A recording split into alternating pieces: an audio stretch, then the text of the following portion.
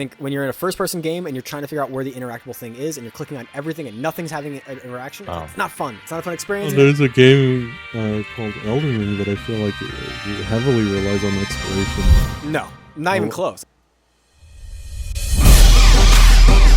There's nothing in Elden Ring.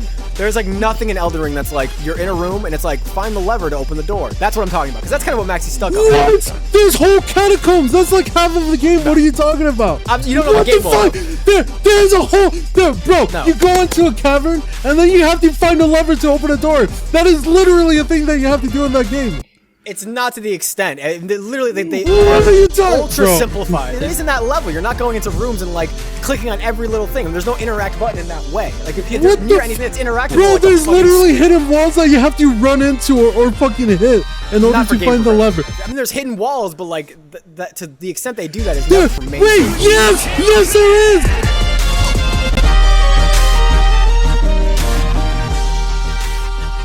Do I have to do the beginning part? I always feel like self-conscious in that beginning. Welcome to the Quick Scope podcast. Today is my bestest buddy, Henry Vera Studios, who's going to tell you more about how to quick scope in Call of Duty Black Ops, Scop Ops. What's the best gun to use in Call of Duty Scop Ops, Henry? Yo, welcome to the Overscoped podcast. My name is Henry. I'm Vera Studios. Go check me out. This is Kobe to my right. Kobe from Kobe Dev. We have Maxy Dev. Both original names, great games. And we have Zeth, MZF. You're not supposed to introduce your... Well, I guess you are supposed to introduce yourself first. That's what I do. It just sounded so like about you. Welcome to the podcast. This is me. This is podcast. Yo, okay. I have a question for everybody. Okay. We all have been working... I feel like I have been working towards putting up a game on Steam. And I just wanted to know what that process is like for everybody right now, because I know Maxy, you already have your store page up. Kobe, actually, you said that you were gonna put your minigame mall game on Steam. Yeah. So a few weeks ago, interesting story actually. I was having a mental breakdown about it, deciding whether or not I should actually do that, because of the fact that I thought it was extremely boring and the mechanics did not work at all. I actually rethought a certain part of my main core game mechanics. I did take some inspiration from other games, and that helped. And I've decided to push through it and just release my first game on Steam. And I'm not going to care if it does well or not because I want to get it out there. That's what I've decided. Yeah. So I'm not really close at all. I'm going to be honest with you. I haven't done any of the netcode multiplayer, whatever jingle jangle stuff that is. But I'm just working through it. Honestly. Are you thinking about adding that in? What are you thinking about adding in with more jingles than jangles? Yeah, exactly. That's spot on right there. No, I'm thinking about adding multiplayer. I don't know if it's going to be local, like same device, or online. But I do want to add multiplayer. That's the main thing, and I just want to finish up all the mechanics that I've thought of. Wait, before. hold on. You got to explain the game because I haven't seen it in years. You stopped working on it to go to college or become a professor, whatever you're doing. So what is actually what is the gameplay? If you had to explain to the listeners, what's the gameplay? Yeah, so it's an Overcooked style game where you are this shopping cart, this guy controlling a shopping cart, and it kind of like resets every round. So there's about 5-minute-ish rounds where you start off in a blank shopping mall, and over time shelves and stuff pop up and you have to go and collect different color objects from different color shelves and then fill out sort of notes that get given to you over time, and you get points for filling out these notes, speed points, bonus multipliers, whatever, and using these points you can upgrade your trolley and collect more trolleys. How are you going to add multiplayer to that? Because I feel like that's a very... Like, what's the idea for multiplayer? Are you going to be, like, competing with each other? Because, okay, here's what I'm thinking. When I think of multiplayer, I think of either cooperative or, like, offensive multiplayer, right? Where you have the person you're playing against, like, either against or with, right? And there has to be, like, an addition. But with your game, when I think about it with multiplayer, it feels like it's just going to be the other person is just there. Because the map is so big that you don't really have to, like, run into each other. So... Yeah. Well, what if you had? By the way, it sounds like Instacart. Do you guys have that in your countries? Yeah. So in America, we have. I don't know if Henry has it too, but like you have Uber, then Uber Eats, and like Instacart. Instacart, as a grocery store, I'll see people come into my grocery store and they're like, "This is what I have," and they show me the app, and I showed them where everything is really quick because it feels like a cheat code. But it feels like if you could Instacart with your friend and that was the game. What if it was like that, where it's co-op and you're like, or is it competitive? True. Yeah, so it was meant to be like a co-op thing. The reason why the map looks so big is because I haven't added the borders yet. That was the next thing I'm about to do. Make a a border around it. But yeah, basically, I was thinking of adding like a cooperative multiplayer where you and your friend could team up and kind of communicate of sorts and say, okay, I'm going to do this note, you do the next one. And there's multiple like drop off points to kind of go for that, and also multiple pickup points. So that's what I was thinking. Gotcha. Do you think that multiplayer aspect of it is going to add like a lot of like impressions, or not impressions, but do you think that's like an attractive thing for people on Steam? Like they see like, oh, it has multiplayer, we should get it for a friend. Like, is that one of your thought processes? Yeah. So I was thinking that from the get go. Basically, I was thinking. I think I've also shared my perspective of this, but I think multiplayer is a bit of a cheat code with games. It makes poor games like mine You're better. so wrong on this, by the way. I hate this take that you have. You said this take so many times. You're like the multiplayer. Yeah, you've made a short about it. I think in the short I commented great point. But I actually disagree. You're like multiplayer is so good because it's like a cheat code, or it makes people care more. But it's so all or nothing, because then if your game is like you need multiplayer to play it, then you're like, remember Johannes was like, everyone complained there was no one playing my game, and then a big complaint that there's no fan base. Yeah, so it's like all or nothing.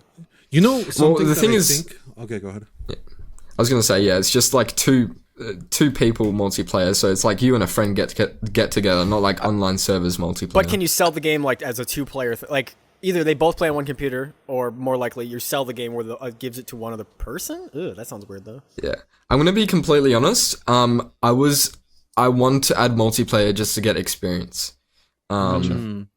But no, you shouldn't make games for you as a developer. I feel like now I'm connecting all our episodes together. I'm the only one that's listened to all of them. But yeah, it's like... what episode is this again? I still didn't understand how you lose in the game. You said it's like overcooked, True. So it's like if you take too much time to get all the stuff to the checkout, then you lose. So if you... If you get a friend on, you can get further. And with time, it gets harder and harder. So eventually, you always lose, and with a friend, you could get further. Is that the concept? So you get penalized every time you don't complete a note, and the timer runs out. Basically, that's how you kind of lose. But there's no losing. Yeah. So you just go forever? No, it goes for about 5 minutes until the round is over, and you get your results. Gotcha. Okay, so each individual note has a timer, and then there's an overall timer that just says how long the game time is, and then I gotcha. Gotcha. So you try to complete the most notes in this time. Yeah.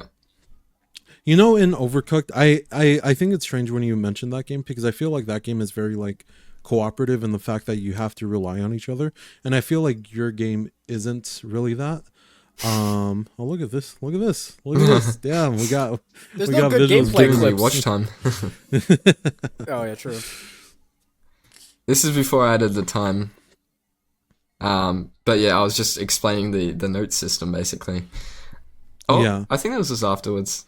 But thanks, Zeth, for watching. I was trying to distract. I was just like looking at it, and I was like, well, maybe I could have this. Sorry. I totally derailed Henry, but I was like, I was thinking like it'd be nice to have a gameplay to just point to, but that's like where people have game trailers. But yeah, I think I could show you some gameplay, some live gameplay. I've got a more updated version if you want. This is old too, yeah. I could stream it. No, let's. I wanted to ask. I wanted to ask Mr. Zetherino, Zethipu. My not answering now. I mean, he blushes whenever you call him that.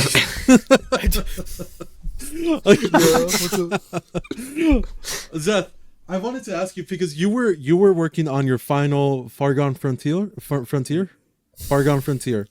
the worst interviewer ever. You said my name wrong 3 times. Like, what game you working with? Hey, what the fuck? You want to talk about people mispronouncing names? Huh? You want to talk about that? Yeah, no, I don't think so. Games. It's always been fair enough. Okay. We were recently working on, I don't know if you want to say this.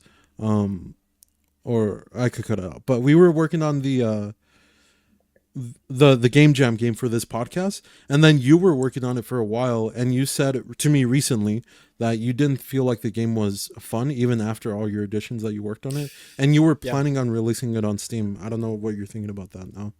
Yeah, I really like the idea of doing something on Steam. So I was like, all right, I want to work towards that in some capacity. But so I worked on it for like probably a month. It was supposed to be 48 hours, but I really spent maybe at least 2 or 3 weeks on it. And then I took a break because I had to do the YouTube stuff. I was editing and doing all this dumb editing, YouTube, all the stuff, filming. There you go. That's what I mean to say. And then I came back to it the other day. I was like, let's just boot it up and like let's just start playing a little bit of it. And I was like, why did I think this was fun? Which is a horrible, horrible feeling. I don't know if you guys ever felt that with your games, but like, ugh. Because then you don't know if it's you or if what you were thinking when you did it, but... You know what I feel when I do my games? I actually don't really think about that. I think like, what does this game give for me? And I feel like that perspective of like thinking about the player is something that I haven't really done before. Which is, I think now I'm like, it's a concern of mine going like, damn, is anything I make even good? You know what I mean? I wonder how much of worrying about the player happens before the game feels even there. I mean, a lot of times we talk about people click on a YouTube video to watch it based off the idea before the video even starts. That's what's selling you. I wonder if there's how much of that is happening with games too, where the idea or the above the top-down concept matters so much in terms of getting someone interested. And then game feel, I mean, we kind of know to a science how to make certain things feel good. We know the screen shake or whatever the effects that we have to make games sort of pop and feel good. But like that core theme is what you're really selling people on of like, oh, is this a fun thing I want to do? That's what I worry about a lot.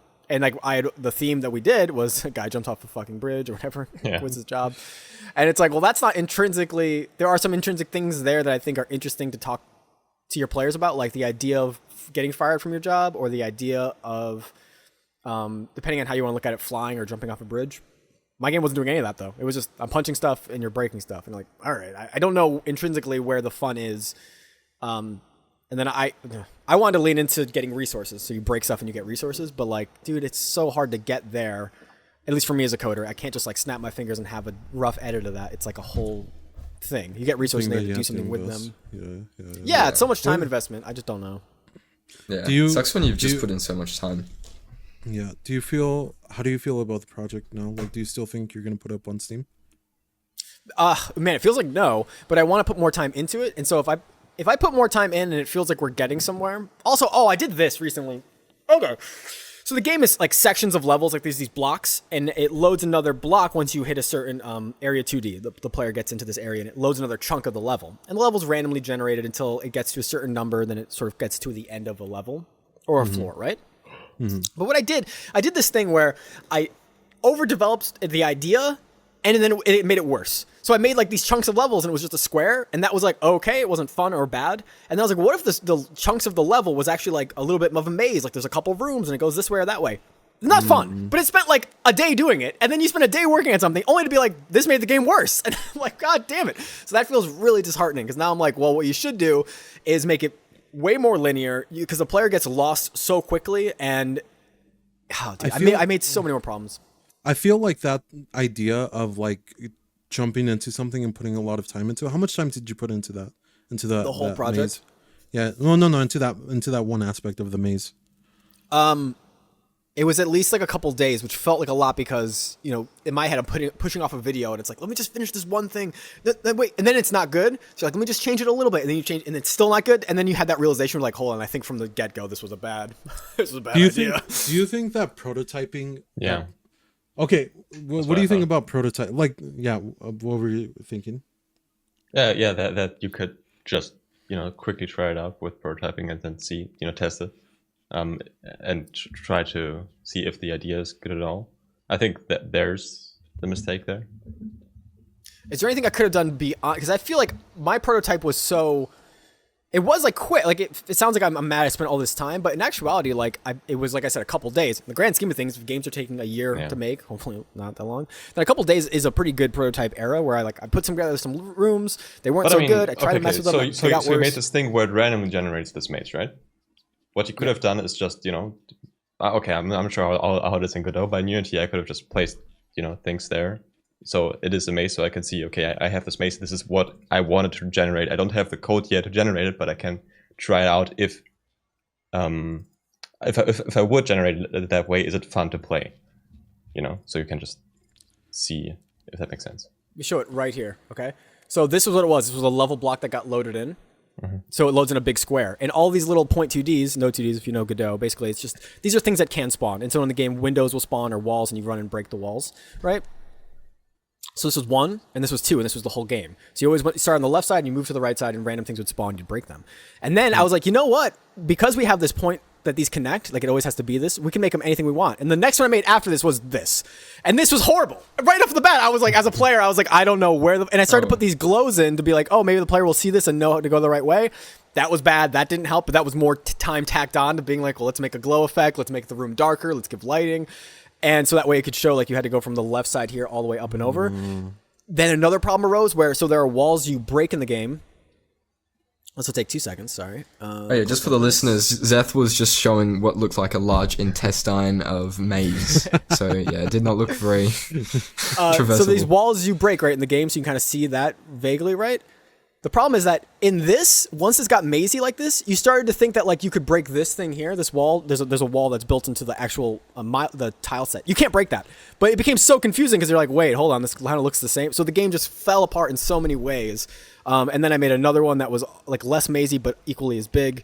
Which sucks because I was like, oh, this could be so cool to have these generated maps you run through, but like there needed to be a clear directive for the player, and you like think of ways to solve the problem that you created, and then a part of me takes a step back and go like, what are we doing? Don't we have a whole separate game we could be working on that maybe is just in a better spot? Do you think that?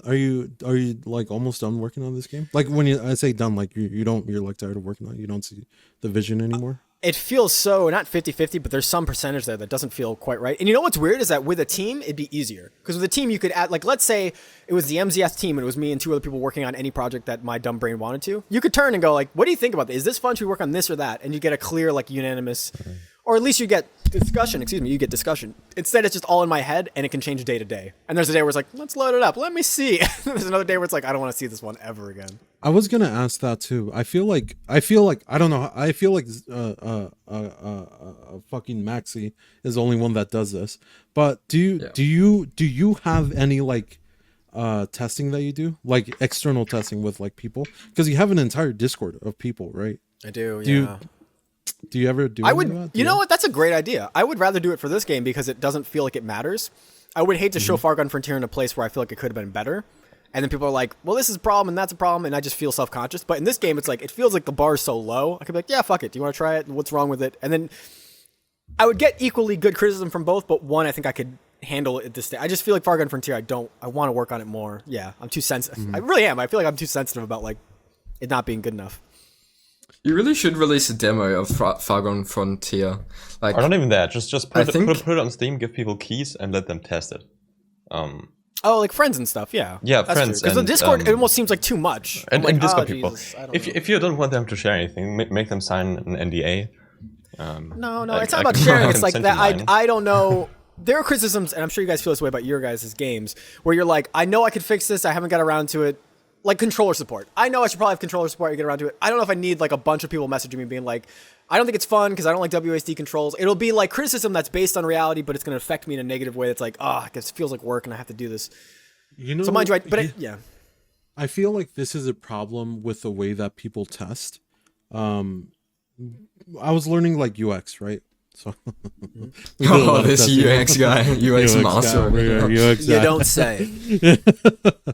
Okay, so in UX, there's like testing like all the time, right? And I think I came into this problem too. Was that a problem that a lot of people have when they test is that they just say, "Here's the product, tell me what you think." And I think that's like a horrible way of testing. It is like one of the worst way of testing. You have to watch them, but the thing that is like most important is you have to have like specific parameters that you're testing for, right? So you like the way that I would go about it, if you're testing out a new feature, you would specifically prompt them in the beginning going like, hey, look at this, like this, I wanted to test this feature of like adding in mechanics of like spawning a maze like room, right? And how does that feel? So this is, and you tell them that. You say, this is what I'm testing. I want you to tell me these specific questions, and I have these 3 questions that I want you to answer. And then you watch them go play through the game. And then when you ask them in that very like narrow aspect, their idea of drifting off into like other like, oh, controller support or like art style or whatever, like it doesn't come up because you're just asking them about these specific things, you know? Got you. Yeah. Okay, that's pretty smart then. So I should consider that more when I do Far Gun Frontier stuff. For this game, I wouldn't mind, like I said, though, being people basically eviscerating it because I don't have that much of an attachment to it. Uh-huh. You know, even after working on it for like 3, because it was so recent that you were working on it. The whole tone of the game has been so goofy. From the guy that's like, hey, how you doing? Like, everything is very like if someone's like, your game's shit, you're like, yeah, I know. But, I mean, come on, it's kind of fun. Like, you know, you're hoping to like start low and build up as opposed to Far Gun Frontier, which looks like, oh, you're trying to Enter the Gungeon? I'm like, I know, but Jesus Christ, like. What about your other game, Final Far Gun Frontier? What do you mean? What about it? I feel like you were setting up to put it on Steam, right? Yeah, I spent $100. I spent $200 to get 2 different Steam key things or whatever. You know, not keys, you know what I mean? Yeah, I spent money to have like the Steam shop, but I paused on doing that. Did you ever pull the trigger? Because you spent money too, Henry. Yeah, you did. So you have a Steam page right now? No. Oh, you always had it. No, I don't have the Steam page, but I have the name set. And I have for my other game, I have the build up on Steam, so you could play it. So I could give out keys and then you could play it. You could actually play it. Oh yeah, kind of like what we were saying, having people play. Yeah. Well, how's that going for you?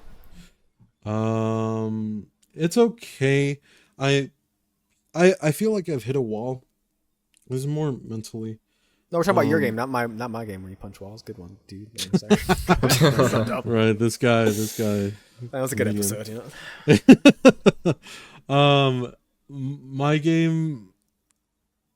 I don't know. I just feel like I hit a. I don't really want to talk about it too much, but I feel like I'm not like really happy with the state that the new game that I'm working on is in, and I feel like I have all these other projects. And I'm feeling like maybe I just need to take a break and jump back to a new thing, or maybe I feel like I am doing that thing again where I'm trying to focus too much on one thing, and I have this other thing that is pulling me. It's something that I would rather be doing. And I feel like I should lean more into that. You know what I mean? You get what I mean? Thing? What's pulling you? Or you don't want to talk about it? Blender. I wanna jump deeper into Blender. You know. You love learning stuff. Yeah. I don't. That was my thought. I hate learning stuff.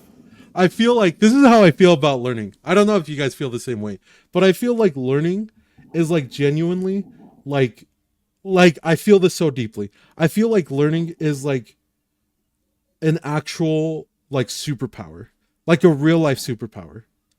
That is like, some cringe like no, I won't call it cringe because it is actually pretty good. A lot of people fight to learn in schools, but it does sound like such a cliche statement. Is it a superpower? Can anyone learn? Look at this. Look at this. Right? Look at this shit. Do you see this shit? I see it. Fucking when I first got this, I had no idea how to use this, right? And now I can use this.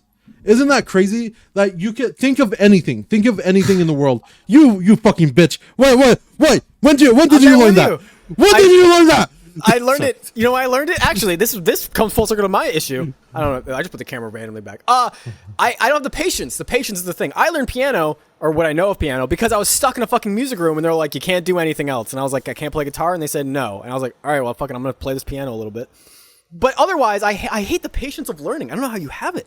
Buddy, you'll just sit there and be like, I'm going to learn something. And then you'll be like, and then you have the audacity to say, like, guys, I just feel like I'm not productive. I don't know how to do stuff. I'm like, what the fuck are you saying? You're like sitting here learning like 90 different things. Listen, because I feel like learning is fun, but it doesn't, learning doesn't get you anywhere unless you actually make something or do something with the thing that you're learning, right? Yeah, you teach people. You can do that.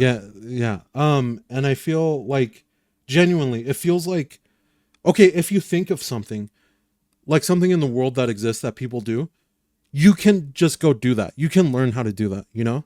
And I feel like that's crazy that just exists, you know? You know something I want to get into? Like robotics, right? I have no clue about electronics or anything. And isn't it the idea that I don't know anything right now about that shit? and then like in a month, if I just wanted to, I could just learn that. You know? Don't you think that's cool? Isn't that? I think it is cool. I think about the same thing for languages. This is completely not game dev related. I'm sorry for taking off, but I think learning languages is actually super cool. I think that's the real superpower, being able to talk to different people all over the world. Como estás, mi amor? See? Spanish es l'español, right? That's a little weird, but he's like, you actually kind of suck. I take it back. Learning sucks. No. Working. No, it's because he said, how are you, my love? That's what he told me. That works for me personally. I feel the exact opposite, by the way, with learning languages. I hate learning languages. Yeah, especially like French and Spanish. Ooh, bonjour, monsieur. I don't know. No, I 100% feel that too, because like you could just like, if you have somebody that you don't know, you know, there's this thing. I don't know if you guys know this thing this isn't like game dev related, but there's a thing where I feel like people who don't speak your language, you have this idea of them in your head that you think that they're dumber than they are. Does that happen? Yeah. You know? Kind of, yeah. It's like, not even dumber, just like, they don't really exist on the same plane as you, or like the same, I guess, because you can't understand a lot of what they're saying. I don't know. I wouldn't say dumber. It's just different level. I don't think you think they're dumber. It's just that you know that the opportunity to do something with them is much lower. You know, I can't, like, if I was in Spain a couple days ago, and I was going to a place to have breakfast, and I knew that the lady at the front would only speak Spanish. So if she would have been speaking German or English, I would have ordered, you know, I would have like talked to her and, you know, try to order something that I actually want. But because she was not speaking that and only speaking English like a very tiny bit, I was just basically telling her, I want breakfast and just give me something. And you know, and I want it now. You're like very demanding. no. It does feel like with the you language barriers stupid there. Spanish speaker. I was trying to communicate. I want breakfast, and then she was showing me the card, and she was like trying to explain some stuff, and I didn't know what any of the stuff means. So I was just like, "This, give me this. This looks cool." You know, maybe it's a very American thing, because I feel like a lot of like rednecks, you know, or like, you know, people who live in Texas go like, oh, there's a Mexican, you know, well, what the fuck are they gonna do, you know? You know, no, you get what I mean? No, you made a face, but yeah, we all do. Yeah.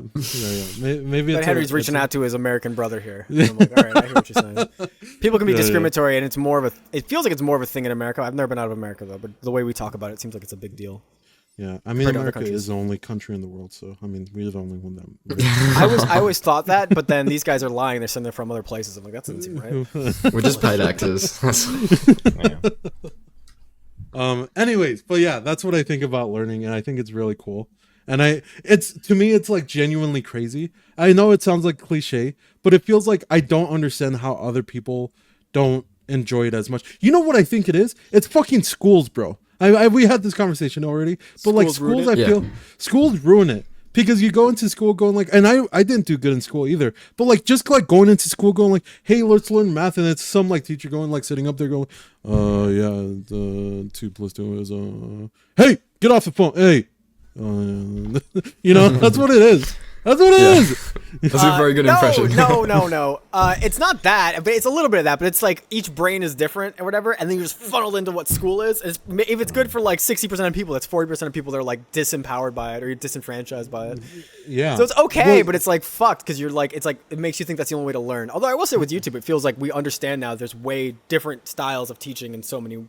I 100% agree that like there's different people learn different ways, but I just think it's such a shame that the only experience that people get, or most people get, is in school, and that doesn't work for turns them off. It turns them off. I don't want to do this shit. I mean, some people get done with high school. Do you actually enjoy learning, or are you just excited for what you can do with the things that you learned? Like if I just give you a number here, you can learn. You can learn every. This is a very, very long number. You can learn all of the all of the numbers within this number, and then you can say it, and you can say this number, you can remember this number. Do you like learning this number? I don't think you would, right? You wouldn't enjoy just doing that because it's pointless. You can't do anything with it. It's just, I know this very long number. Okay, if you're talking about, I think this is a bad example because in my head that wouldn't be learning a number. That would be learning like memorization techniques, right? I think that would be cool to learn, right? Your camera turned off. Yeah. I think it has actually a timer because the heat wasn't going that time. Mm-hmm. Yeah, see if I can fix that for next episode. Yeah. So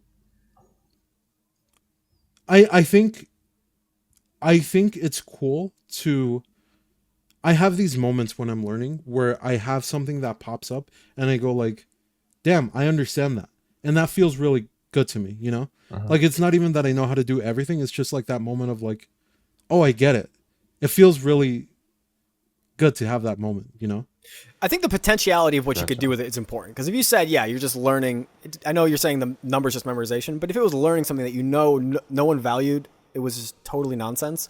I think that is less. Even if you're not doing anything with the knowledge, being able to be like, I know robotics or something like that feels cooler. I think. Yeah. I think that also has to do with it. Like, I don't want to learn just like anything randomly it's things that I want to learn or things that I'm interested in. I feel like that's an obvious thing to say. But you definitely like learning it more than using it though. Yes. Yeah. Yeah, I'm the opposite for sure. I fucking... Because like I want to get this close to make a thing to show someone. You don't want to learn 3D. I don't want to learn 3D. But if you told me like you can swallow this pill and you're going to know 3D, a big part of me would be like, well, what would Far Gone Frontier look like if it was 3D? Do you know what I mean? If it was like 2D sprite assets, but it's a 3D camera, and I would be like, well, let's take... But maybe not for that game, but you know what I mean? I would do the next game jam in 3D for sure. But I don't know. A future video someone else made is like, I made this popular indie game, Far Gone Frontier in 3D. That'd be like a dream come true, right? Yeah, you're taking away that opportunity for also. How do you think about the idea that like people? What's that saying? It's like in order to master something, you do like is it 10,000 hours? 10,000. Yeah. Because I view learning like that, where it seems like you could be okay at a bunch of different things, or you could really focus on that one thing and be like a master at that. And then the other things you're kind of shit at, but there are other people that could do that, and you could lean into them. I mean, I say that as if I've ever done that part. Yeah. Maxy, sorry, I was going to ask, would you prefer being like the jack of all trades, being like marginally or kind of knowing a bit about everything, or be like a master at one, basically? I think if I could choose, I would like to be the master at one, but currently I'm more like, jack of all trades. If you were just a master of one, what would you be the master of? That's a good question. Yeah, that's the issue. To decide on something.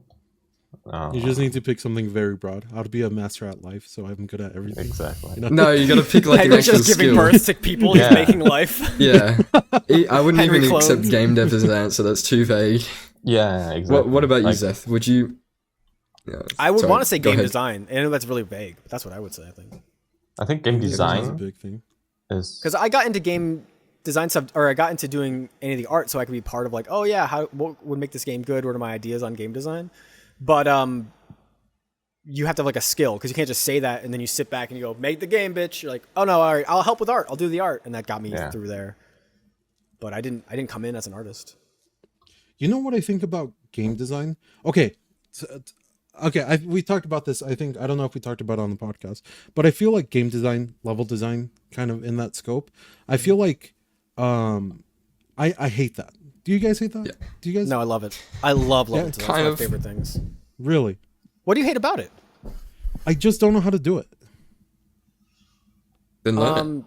I would say the one thing I do hate about it is that I feel like you can make good level design that's good for you, and then you'll give it to a person and you'll watch them, like, especially in first-person shooters and games like this, you'll watch them like look at the ground, like, oh, you're like, you don't know how to play this, like, you don't even. So you'll design something for like a certain level of competency, and you'll give it to people at large, and then you'll feel like I hate this now, like, this is so frustrating. That's the one thing that worries me.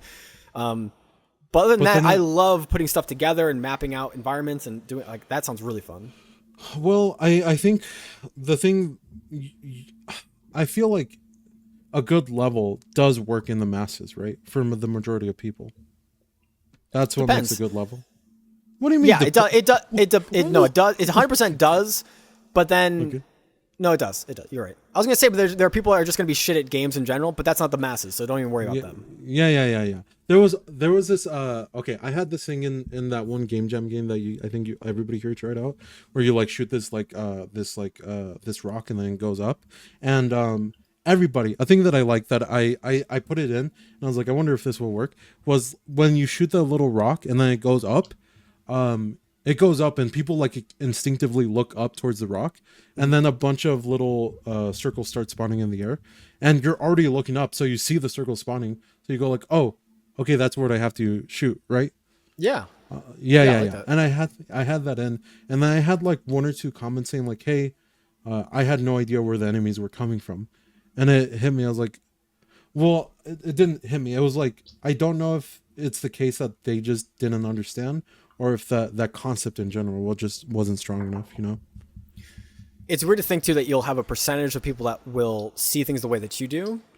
But, like, we're not good with percentages as a whole. So, like, let's say there's 100 people that played your game, and, like, 80% of them did what you wanted them to do and had a good thing. But if you got 20 comments saying like, I don't get it over and over again, 20 of them in a row, you'd be like, it's broken, it's not working, no one gets it. But in actuality, 80%, the vast majority of people really do get it. Yeah. And that number can be way different too, because if 1,000 people play and like 99% of people understood, but 1% didn't, and then all of a sudden these so that's the part that I think is frustrating. So is the idea. Yeah, go ahead. Sorry. Well, I was going to say the idea of doing level design in general, I think, is something I really, really like. The execution of it can be frustrating, probably. I think how you would fight against that is doing testing, right? You would have to do internal testing and see like if something works for somebody, usually they don't go like, oh, that worked, that was great. They usually just move on to the thing that doesn't work, you know? Mm-hmm. Yeah. You know what I mean? Yeah. But then, I was also going to say... Oh, go ahead. There is something difficult like that in World of Unlit, where I think you all play World of Unlit, right? In the second level, in the village level, there is, in World of Unlit you have to destroy statues, and that's how you complete a level, and in the second level you have to destroy 2 statues, and a lot of people can't find, or some people can't find the first statues, so it's like, I guess 20% or something just can't find it, even though, it has a glowing face. It's like hidden in plain sight. Yes, I know exactly. Yeah. So, what do you really do about that? It's been a problem since forever. I'm not sure. Maybe we want to. I have personal opinions on 3D exploration, especially first person. I think for the most part, it's not fun. I think when you're in a first-person game and you're trying to figure out where the interactable thing is, and you're clicking on everything and nothing's having an interaction, it's not fun. It's not a fun experience. And I've had this experience too with so many, like me and someone hanging out, and we're playing a game together, and we're both like, because it takes like 5 minutes of you not figuring out what to do before it's like, just Google it, and then there's an argument of like, should I Google it? I don't want to Google it, and then I feel like it falls apart so fast.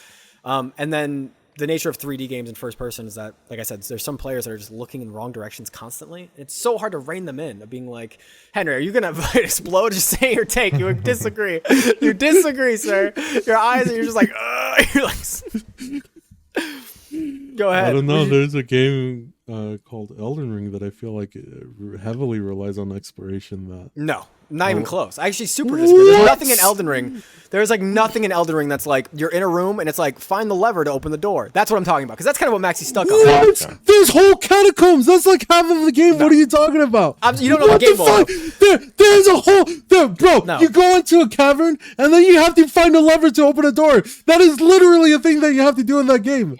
It's not to the extent. Literally, they ultra simplified. He's rage baiting you. Don't worry. He's trying to make the intro. He's trying to make it. As someone who played the game, beat it, soul level 1, great game. Let me just tell you. But there isn't that level. You're not going into rooms and like clicking on every little thing. There's no interact button in that way. Like if there's near anything that's interactive, bro, like there's literally hidden walls that you have to run into or fucking hit in order to find the lever. What? Not for game progression. I mean, there's hidden walls, but like that to the extent they do that is never for main stage game progression. Yes, there is. There's a whole fucking path where you have to hit a wall in order to get to the next fucking castle. What the fuck are you talking about? Not for mainstay game. Yes, it is. That's part of it. That's part of the main. Bro, oh my Settle down, lady. Settle down. Holy shit, bro. No, absolutely not true. I think I play a lot of the game.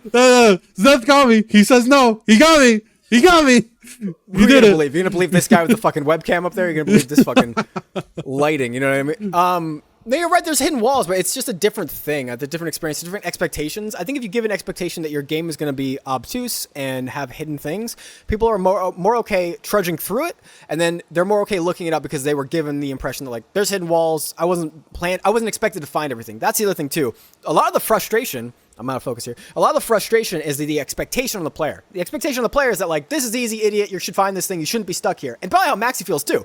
When people can't find the statue, he's probably thinking like, they weren't supposed to get stuck here. This wasn't supposed to be like the hardest puzzle. This was supposed to be, you found it, you were good, keep going. Maybe you had a second of realization that you're supposed to look around.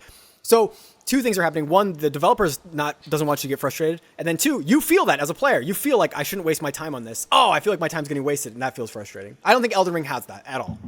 Full stop.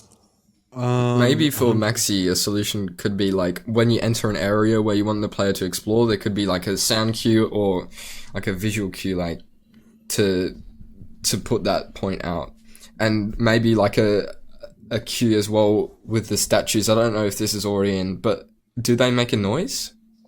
Not yet. Once I have the music in, the music will change. What is the point of the gameplay in?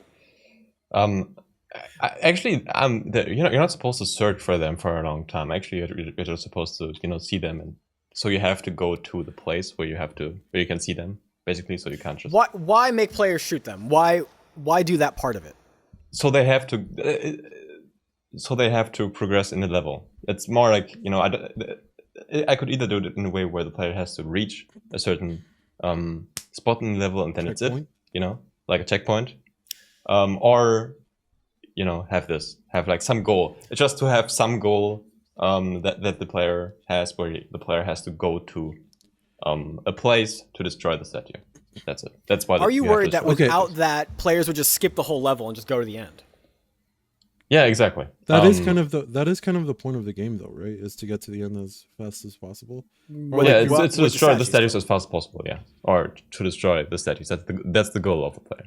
That's the mission. Do you think your game would benefit from having sectioned off things that you can't pass through? Meaning that you're going. I think I'd rather see your game in a place where you go on, like, I'm imagining the second level where it's like the village and the floating islands, right? Mm-hmm. And you go into an island and like literally fog walls are up, like blocking you, being like you have to fight these enemies. Because like that's where I'm having the most fun as a player, is committing myself to doing the combat. But it's all optional. I don't need to do it. I'm just finding the fun in your game as a player. Ideally, though, you can't just do that for every thing. That's a little insane. But to have some way to section off, the hard part is you have so much movement happening in the game, it's hard to section off a player. You've given them so much freedom, now it's hard to rein them in and say, hold on, I want you to fight the enemies. Because you're like, man, fuck it. I want to fight the enemies. I think that's a good idea. I think it's fine to do. Here's I think this is the answer that you're looking for. I think you just, for that specific level, I think you just have to make the statue easier to find. Like, just put it like in front I'm saying I don't think you want statues in your game. I think I think they take away from the game. I think your mom. I don't think so. From the game. Yeah, well, not as much as I was taking away from yours last night. Right? Okay. It's the last episode, listeners. We're fighting after this. I'm flying over to. I think the statues take away from your game, Maxy. I disagree. He's wrong. Colby, break the tie. If you don't answer with me, you're not my mod anymore on Discord. No, I broke him. It sounds like. Can we restart him? He's fucking broken again. I see where you're coming from. I don't think the solution is to remove the statues from the game. I think what I would push for then is to make them so obvious that they seem kind of trivial in terms of finding them.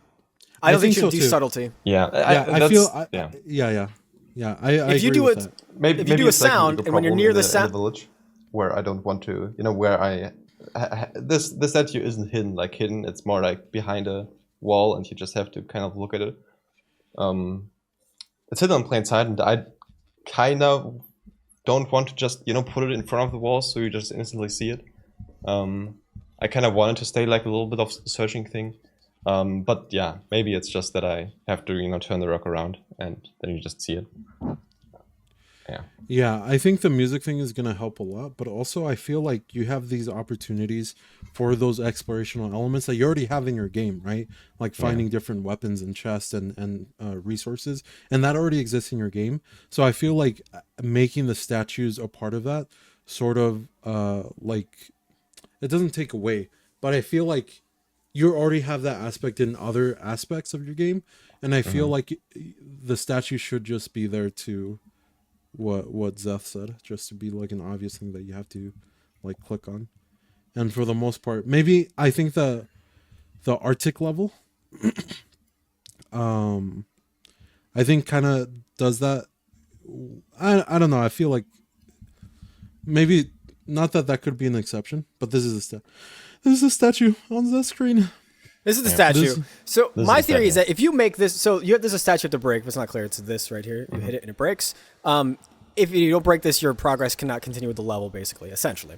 But my theory is if you just put an audio cue here, I don't know. Look, I'm imagining still getting frustrated from being like, where am I looking? I can hear this thing. Where the fuck is it? So I'm not so sure that that's like even. Jesus, I really zoned out that one. I still think it'd be frustrating as a player. As I die in front of you guys watching me. Yeah, I still think it could be pretty frustrating. But I mean, you could go for it. You could give it a shot. I just think in general, finding objects in 3D space is not like a fun. It's not typically a fun gameplay mechanic. What's a game you really like? That's a better question. What's a game you really like that's doing this that you could go, this is how they did it, so I should take from them in positive ways? Elden Ring. Shut the fuck up! It's not Elden Ring. It's 100% not Elden Ring. It's hard to think because whenever I think of a game like that, I always think of something that isn't. What'd you say, Maxy? Far Cry has treasure hunts, and I think they're fun from time to time. If you have an answer for that, then I think that's good. Then lean into what makes those fun. Maybe it's a thing that I don't enjoy as a player. I'm not the audience for something like that. For me, I see a cool movement mechanic and fun combat. What if I had a map of this map in the beginning of the map, and then I have access with all the statues? Where the statues are?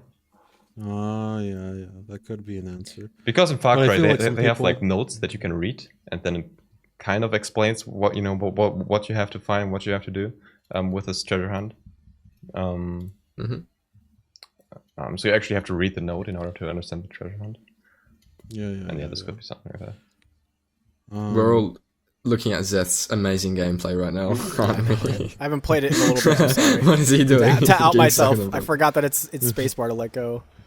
Not to get distracted too much from the episode, but it's tricky, man. That's a tricky one. I think what you should do. I would love to see you do some meaningful changes on that and come back to us and go like, this is what I think helped or didn't help. Okay. Although if I play test it, I'm just gonna give you the same thing I said now. No, I mean I'll play test. I'll say how I actually feel. If it did help, you know where the statue is now, so that it doesn't make much sense. Yeah, that is true. Like a puzzle. But I'll test it. I'll make here's what I'll do, and probably next week, and I'll next week when we record the podcast, I'll have some news for that. I will make a map. I will make this map thing with the access, and I will have new playtesters who never played the game before play the game, and I will see if they find the statue or not.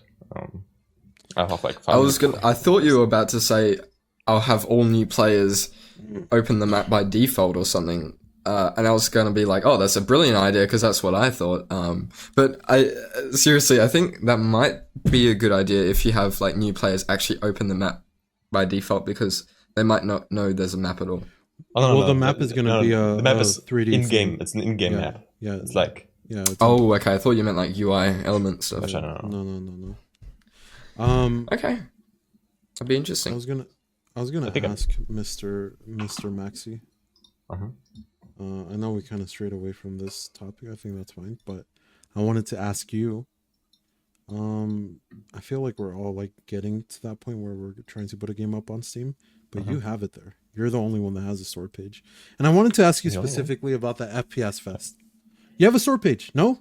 I have a store page. Yeah, the FPS Fest. Well, how'd you feel about it? How'd that turn out?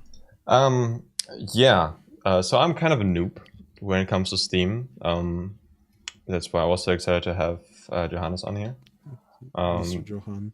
Yes. But yeah, the FPS Fest.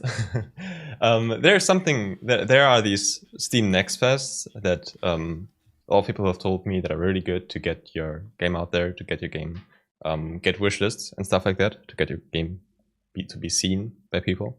And then I saw, there's an FPS Fest coming up. So FPS Fest, I thought, okay, that means it's like a Steam Next Fest, except for FPS games. But yeah, it wasn't that. It was just a sale for FPS Fest that were already released, and the ones that weren't released and didn't even have a demo. Oh wait, did I have? I have had a demo at the time, but they were all at the very bottom. So it doesn't matter what you do. If you have not released the game, you are below all the games that are released. So you get no attention at all. And I was grinding for that for the Steam FPS Fest, and I to release a demo before that. Yeah. And what was the result of that? Nothing. What happened? Nothing happened. That's the result. Dang. I can. That genuinely sucks. Yeah. Well, there's so many people aiming for the same thing. Yeah, I feel like there are so many like festivals or sales that go on like on Steam, and I feel like I was conflating this FPS Fest with like a Next Fest, because I feel like everybody is always talking about Next Fest. Like Next Fest is like a thing that you gain so many wish lists, you get so much attention, and then I was going like, yo, there's an FPS Fest, Maxy, and then you jumped into it, and then it's like nothing, or I don't know how much did you get from it? I can look it up. It's probably, you probably can't even see it because it's literally on the very bottom. I tried to find Will of Unlit. I couldn't find Will of Unlit in the FPS Fest, so how is somebody who doesn't search for it gonna find it? I have a question. Okay. I have a yes. Henry. Go. Henry, yes, in the back. Oh, you called me? I call Henry, please save Okay, your questions to the end of the podcast. If you ask it off air, that'd be better. Go ahead, ask a question. I'm dying to know. Okay, with your Waldo video, I can't remember if I saw any call to action for your demo or your wish list. True. Did you have something in there? Yikes, bro. That's gonna be yikes for me, bro. Yeah. Oh no. I was telling Henry the other day, by the way. There. Or CTA, how you would say. CTA. Yeah. The YouTube nerds using the acronyms. So for the viewers at home, call to action is what it sounds like, kind of. You're asking the viewers to do something for you. So Maxy would have been like, go ahead and wishlist my demo on Steam. Something like that. Yeah. Did you not have that in there? Because I was going to ask, like, did you get a big bump from that on your Waldo video? I think I did get a bump from that, even though I didn't have a call to action. For any Diablo fans, CTA is a rune word. Amral Mal Ist Am. It's a great rune word. You should get it. Every character should have it on your offhand, so that way you can use their shouts. Anyway, continue. Bro, this guy's a nerd. This guy's a fucking nerd. I love Diablo too. What were we gonna say, Zeth? I felt like you. Okay, I was talking to Henry. I feel like you, and I've done this too, though. I feel like you dropped the ball 100% because that Waldo video. How fast did that Waldo video? Where's Waldo video? Do its numbers? Because it did taper at some point, right? How fast did it do that? Oh, you can look it up. It's analyzing. Not Put that fast, actually. Yeah. Not the other. Okay, that's good. Took off faster. Slow burn is better, but it seems like it's tapered now, or no? It's like over the course of like 10 days, it was really good, and then over the course of 3 weeks, it got like 30k. So it got like 100k in like 10 days. That 10 days is wow. so fast. Okay. So yeah. Henry will often ask me, he'll go, oh, like I'm happy with, or you should be really happy with the tail on your videos. Meaning the video will come out, it'll do its big chunk the first day, half that the second day, half of what that is the third day, and then sort of, it kind of like does what it's going to do, right? Mm-hmm. But the tail will be like, even if it's something small, 100 or 200 views a day, the tail will go like that for a long time. And that whole tail, in my understanding of it, is that just comes from my channel having other videos that are evergreen doing that thing.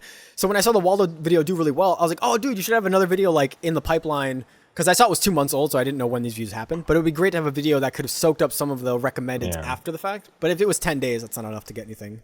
I mean, for me, it's not enough to get anything done. Let me ask you a question. Oh, that's what you mean. No. It started to take off 10 days, like 13 days after the video release, and then it was going for 10 days, and then going for 3 weeks. Then was going for 10 days like crazy, and then like for 3 weeks like really good. You also re-uploaded the video, right? True. Yeah, I also did that. I uploaded it 1 week. It got like 300 views or something. After 1 week, and then I re-uploaded it, and after a week. What did you change the second time? The thumbnail. What do you want to do? And the title. No, and the intro. And the intro. Yeah, true. That's a big change. Yeah, that would have helped a lot. Oh yeah, so I think you missed out, but I mean at the same time, there's nothing I've done. I miss out all the time on this, where it's like a video's doing well, and I'm like, I don't have anything to post. So you're just like, you're not capitalizing on the. Yeah, that's my theory. At least that stuff matters. Do you want to have like one in the chamber in case a video blows up to see if that works? Ugh, but where the one you have in the chamber is like ready, is good. You know what I mean? It's gonna blow up too, because then you're like, I'm just holding onto this thing. Then you have two. Then bang bang. You know. And the chamber's always loaded with videos. Henry's like, I haven't released since 4 years, but I have 9 in the chamber. I don't think you necessarily have to have things in the chamber. I think you can just have, if you make a lot of videos that are similar. Like if I had a video that is similar to that maybe had worse stats or something and was not getting views because of that, and then this video blows up, and then YouTube tries to recommend it and it works, and then I think then so in this way I could have this other video get views from the Waldo video as well, even though I released it before the Waldo video. We do know intrinsically that having a video that's more like the meme stuff, or not memes, but like the title is I made Where's Waldo as a 3D game. It's very much like I did this a test experiment to make a game that doesn't. It's way different than a devlog. The devlog's usually lower to the ground, and these are very much more like boom or bust. And it did boom and bust. Like it busted the first time, then you re-uploaded it and it boomed. But it would be interesting to have like them both videos, a devlog and a Where's Waldo type video, both in the production at the same time, and then if the Where's Waldo one comes out first, and then regardless of how it does, you write it on the back of a devlog, and if it just happens to be a video that does really well, then you get to like transition into that. That's so much work though. That's like, especially for just one person doing stuff. You're like, okay, I just need to be double recording, double scripting, double editing. And then you're like, when am I making games? Like, what the fuck? From the success of the Where's Waldo video, I just sent the curve in here. My last devlog also got like 5,000 views. But I was in that one, and I carry a lot. That's true. Okay. Yeah, is that true? How come this podcast hasn't blown up, huh? What's up with this I've been holding back. I haven't ulted. You ult every episode. You're wasting your ult. I'm waiting for my one time. I'll like have a big freak out. Fucking throw the camera. No. Okay, Maxy, I'll do this thing if you do this thing, okay? A suicide pact, if you will. Get your cyanide. Okay. You've seen people, they upload shorts, right? And then they upload either the same short twice with like a subtle difference, it's basically the same video, or they re-upload the same short, they delete it and they upload a short. What I'm saying is that I'll never that because sometimes shorts get lost in the algorithm or something. And I've never done that. But if we did it together, okay? You take a short, okay, you want to do it together. We both delete a short and re-upload, and just as an experiment to see, and I would include, Kobe, if you want to go in on this. Henry, I pick a shot from you that you re-upload, and you pick a shot from me that I re-upload. Oh, that's tough, because if you pick one I don't like, I'm just falling out. I'm going now. No, I'm thinking of the best one. Like that I think is your best one, and you think it's my best one. So Well, it should be the best one. Trash one that didn't perform well. Yeah, exactly. Yeah. You don't want to remove one that got like 1 million. I don't know. Some people. Like, fuck you. Oh, true. Actually, you could do that too. What if it blows up and it just blows up again? Well, if you're picking one that's really good, can you just have both? What do you mean? I don't know. I don't know if that fucks with the algorithm. It's scary. I'm already scared. I don't know what makes the algorithm mad or gets me shadow banned. Like, have you seen my TikTok? The algorithm isn't going to come to your house because you re-uploaded a short, man. Don't be scared. All right, I need some time to think. I brought this up on the podcast, and now I don't know. I'm falling apart at the seams here. Okay. You know what I was thinking? I was gonna suggest the same thing, except I was gonna take a step further. You know what you should do, Maxy? You know what you should do, Maxy? You should delete one of your videos. Delete one of your main videos that you thought didn't do well, like maybe the plane video or something, right? Remake the intro, re-upload the USB that. video video where it's like how to do. Oh, how am I supposed to remake the intro for the plane video? I do have the footage. Okay, I can do that. But Henry. Yes, that's my name. I have a question. You know that Discord bot video, that one didn't perform too well, did it? Okay. Zeth talks about this fucking video all the time. He like built up this like persona. I thought it was really good though. Okay, listen. No. This is my face for the thumbnail. The reason why I didn't use that video, or I took that video down, isn't because it didn't perform well, because I don't give a shit. Like, I'm gonna keep a video up, I don't care. It's because I don't want to support that bot anymore. So I don't want people to watch that video and go like, oh, like there's a bot on the Discord, you know. So I just put it down. Took it down. Yeah, that's right. Yeah. Fair enough. Yeah. Fair enough. And Mr. Zeth, he's over here. Henry deletes videos, bro. It was one fucking video, bro. He deleted listeners. Bro, it was one video. There's one that we know of. No, it's just one. Countless many privated. You know, if we find another one, you know what he's gonna say after that? We get his login info. We can check for sure. If we find another one, you know what we're gonna say after that? He's gonna say, "It's just two, bro. It's just two." He's always gonna say, whatever it is. Deleting videos. You know how many Overscoped episodes you didn't know because Henry's like, just delete it. Wait. That's not me. That was not me. Okay. Yeah, there are secret. Look at his camera. Then look at mine. Who are you gonna believe? Although this is red, maybe I should make it blue. Yeah. Who had the red blinking warning sign? Hold on. Huh? Yeah, because I'm spitting hot facts. Bro. No. There we go. Who are you gonna believe? The Jedi on the good side or old Henry over there? Doesn't have a light. I don't know how to get this episode's over. Oh, there we go. It is coming to Where's a close. Where's your ring light? Oh, Henry claims to have a ring light. All ever seen it in the reflection of his glasses. Hello? Do you see that? Yeah, you fucking see that? It's probably this big. It's probably this big and it's right there. That's why it's the tiniest ring light I've ever seen. Bro, don't talk about the size of my ring light, bitch. What the fuck? It's not the size of the ring light. Can't talk about this. Okay, it's getting unhinged. Yeah.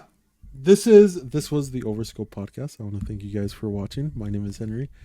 Check me out on Veda Studios on YouTube, vedastudios.com. Maxy, Kobe, Zeth. That's it. Okay, bye. Okay, bye. Bye. Oh, I love that outro.